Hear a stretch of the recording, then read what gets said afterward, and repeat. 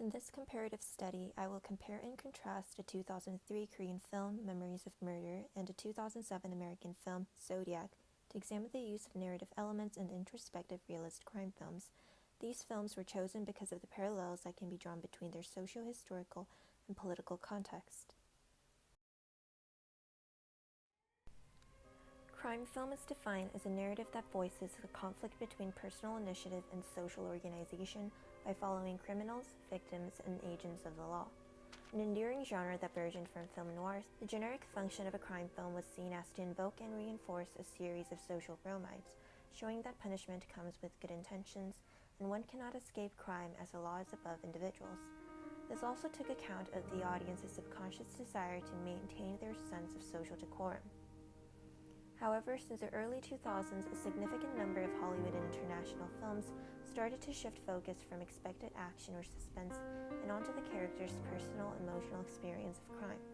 This generation of crime films intended to explore the social dimensions of their stories through characters' complex subjectivity and a detailed account of social context. This genre came to be known as the Introspective Realist Crime Films. Memories of Murder is a Korean film directed by BONG Joon-ho, based on the true story of Korea's first serial murders in history, where 10 women were raped and killed in a town called Hwasong from 1986 to 1991. This was also a traumatic period for Korea, which was back then under the rule of the military regime, where tens of thousands of people in the quest for democratization were tortured and killed. Zodiac is an American film directed by David Fincher and is also based on the actual serial murders in the U.S., which spanned from the 1960s to 70s. It too has been an unsolved case. Both films not only retell the serial murders of their respective countries, but also offers an introspection of their specific periods through the use of narrative devices. Their different historical and cultural context is a justification for this study, where I will examine how the different contexts cause deviations in the narrative elements in film. The first narrative device to be examined is characterization, an element which constructs characters largely through action, dialogue, and interactions with other characters. It was a convention in crime films for male protagonists to have exceptional abilities that allows them to procure a definite closure by realizing the social bromides. Meanwhile, both protagonists in Memories of Murder and Zodiac resemble ordinary people and possess ordinary capabilities, which accentuates the challenges they face in solving crime. 근데 싸움 그렇게 못해서 어떡해, 형사가. 뭐 사람을 그렇게 못 알아봐서 어떡해, 형사가. In Memories, BONG Joon-ho utilizes blocking to make characters look authentic.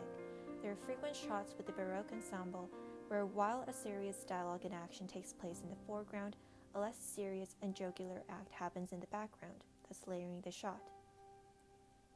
This is accompanied by long takes and a slow zoom-in, creating the effect of the audience being in that space. While this allows the audience to concentrate on the dialogue between two characters, it also provides a comedic relief, leaving the audience unprepared for the upcoming violence that manifests the later acts. Slapsticks are also used for comedy in the film, which often accentuates the lack of professionality among the characters, while the minimum cuts between shots create a sense of reality, humanizing the characters and making their actions look authentic. Like Memories, central characters of Zodiac who are involved in solving the crime are not ignored of their flawed qualities. Similar to Memories, such are expressed through blocking and layering of shots, where, for instance, in the first scene showing Graysmith shows his relative lack of confidence and socialization with his colleagues, contrasted by another character in the background to whom attention is concentrated.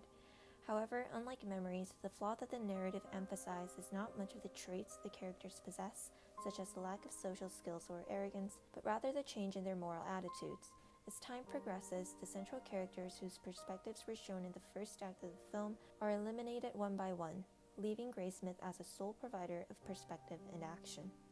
In fact, the progression of time is a key element of the narrative setting and is expressed from the use of transitions. Fade to black between shots emphasize the passing of time and also a growing disconnection between the murders and the characters.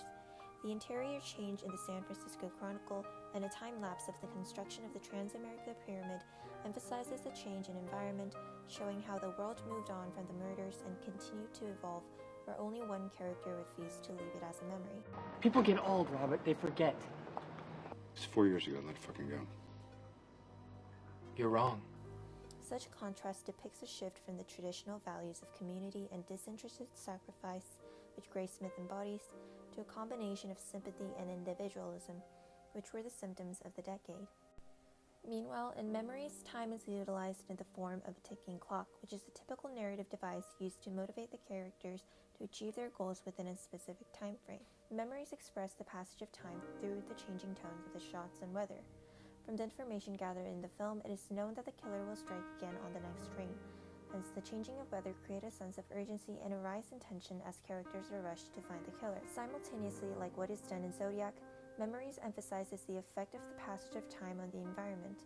As rain pours and the clouds never lift, the color temperature of later scenes drop, an effect achieved in post-processing, creating a disparity from the first scenes of the town. A town which was once characterized by tranquil beauty and humble simplicity transforms into a place of despair and hopelessness, where the clouds are never lifted, removing the sense of warmth and tenderness the town once had, thus shows that the damage has been done. Another major element of setting that is seen in both films is the use of locations.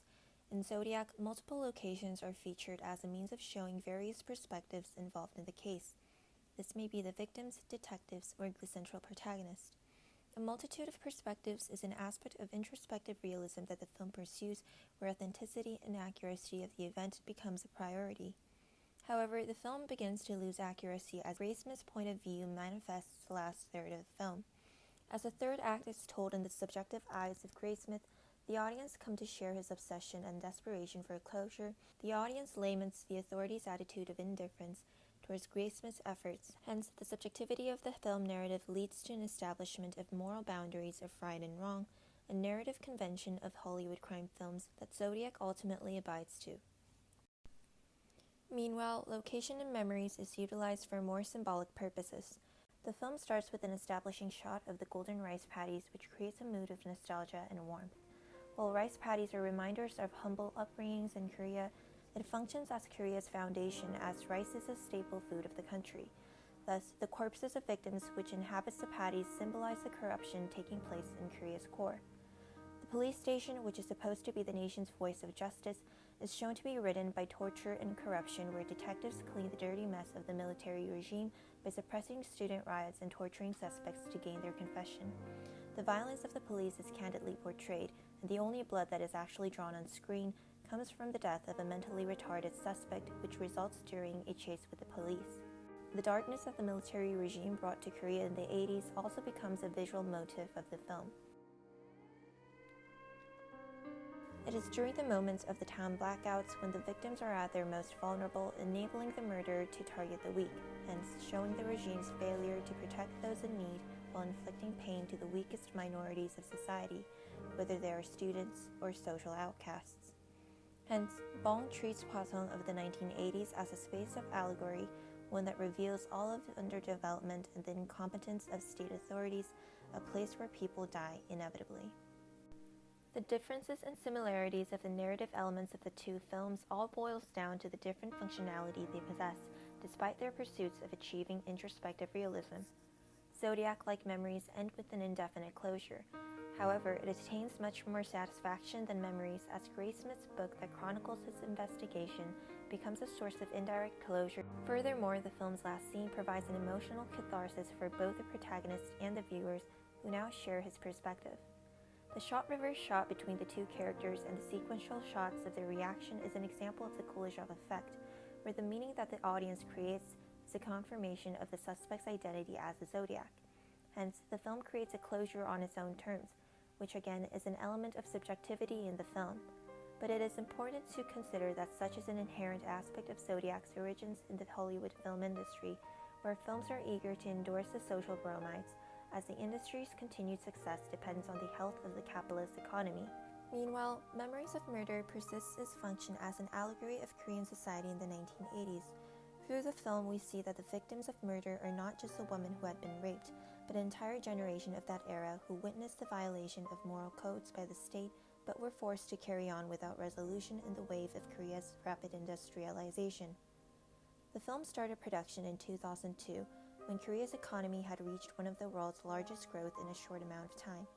In a time when society began to slow down as it embraced its first economic and political stability, Memories encouraged people to revisit a painful history of Korea upon which its present was built, so to keep the memories of a generation alive, as the dead can only exist through our memories.